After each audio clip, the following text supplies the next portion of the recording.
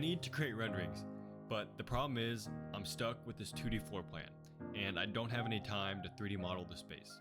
Thankfully, within Snaps, I have the ability to render these spaces with mathematical precision without any 3D modeling. So how do I do that? All you have to do is go to the top toolbar, click on the camera, and then drag and place the camera angle that you want. And so from here, I'm going to adjust the focal length and then redirect the focal point of the rendering. And so from there, I'll click on the camera and then go down to the text prompt bar. Type in a prompt to create a kitchen rendering with wooden cabinet shelves, appliances, a round dining table in the foreground in a modern style. The camera selected, I'll press enter, and now Snaps will generate an image based on the floor plan that we've created and the angle of the space. So this is our initial rendering that we've created from the floor plan that we have right here. So you notice we have the dining table, we have the appliances on this back wall as indicated, as well as the window and door on this right hand wall also being represented. So the precision of the location of the items is fairly accurate for the first trial.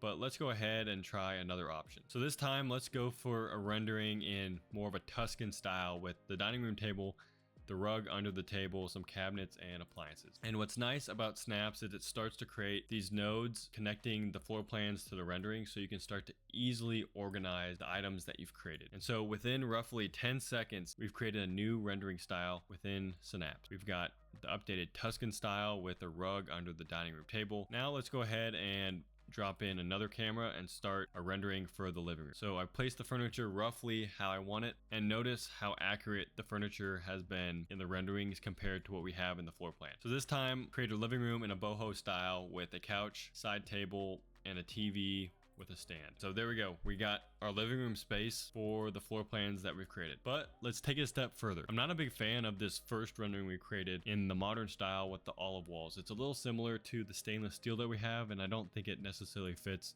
the composition. Thankfully, that's an easy change. All we have to do is click on the image and then add a prompt, change walls to a white. So we'll generate right here. Okay, so it transformed the walls from the olive to the white, but now the space feels a little whitewashed. So let's go ahead and add in a wood ceiling. But it's also good to see the evolution of the space. So all white, and then just white walls and a wood ceiling. Let's go ahead and test out another way that you can start to fine tune these renderings. So I want to create a couple different iterations of this living room space with two different couch colors. So we'll go ahead and make the couch a leather color. And so that's more of an orangey brown leather. Let's go in and add a dark brown leather couch. So now it's made it a little bit darker, kind of the leather coloring that I want, as well as it fits the space a lot better. We've created 3 different iterations of different couch materials that didn't require us to 3D model anything, add or remove materials. All of it was done within seconds using a text prompt and a little bit of AI generation. This next prompt is changing the game because it allows us to download a texture from Google and then bring it into the prompt. So let's select the image, add this wall covering to the walls. There we go. We added it to this wall behind the TV. Let's go up to this kitchen rendering up here. I'm going to bring in now a wood herringbone pattern. Add in the wood herringbone texture to the floor.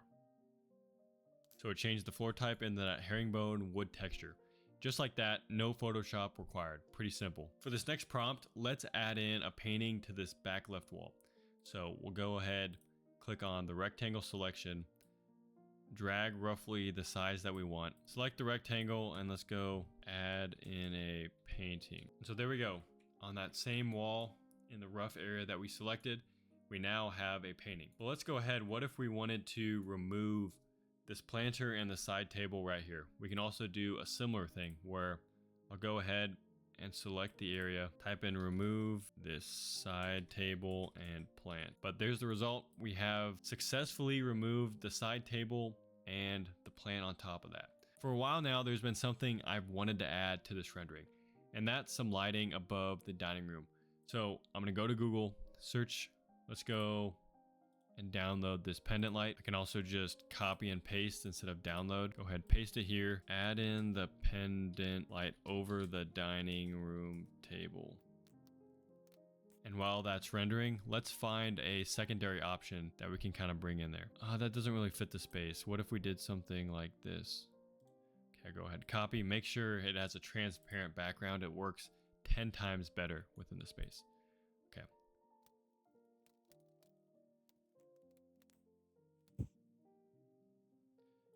Now you can start to see kind of side by side the two different lighting fixtures and how they look within the space. So this can be great for just quickly testing out different fixtures, different elements of furniture they can start to bring in. Speaking of furniture, I created this bedroom rendering a little bit earlier on. I'm not a big fan of the furniture and the context within the space, so I'm gonna go ahead and search for a dresser and then bring that into the project.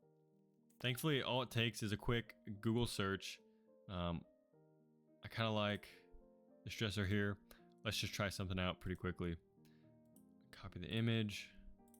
Let's add in this dresser to the right wall under the window. So there we go. We added the dresser to that right wall. It conflicts a little bit with the window, but it adds it at a pretty accurate scale as well. In just 4 prompts, we were able to transform the spaces in this 2D floor plan into renderings within seconds. But if you thought creating all these renderings within seconds was crazy, let me show you one final prompt that allows you to create floor plans within snaps. So to get started, let's draw out a frame, and that will serve as the foundation of kind of the base where the floor plan is going to go.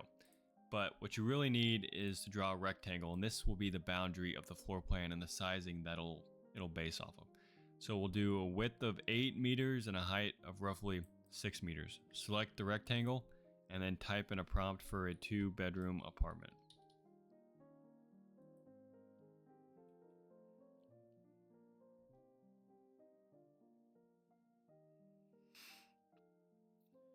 And just like that, within a couple seconds, we have one floor plan generated.